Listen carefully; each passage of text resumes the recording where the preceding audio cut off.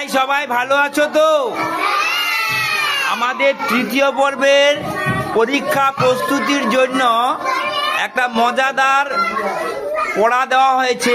কয়ের পরে ফাঁকা, কয়ের পরে দুটো ফাঁকা, কয়ের পরে তিনটে ফাঁকা, তিনটে শূন্যস্থান।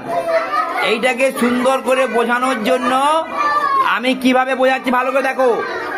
সা রে গা মা পা ধা নি সা, এইটাকে আরেক রকম করে গাওয়া যায়।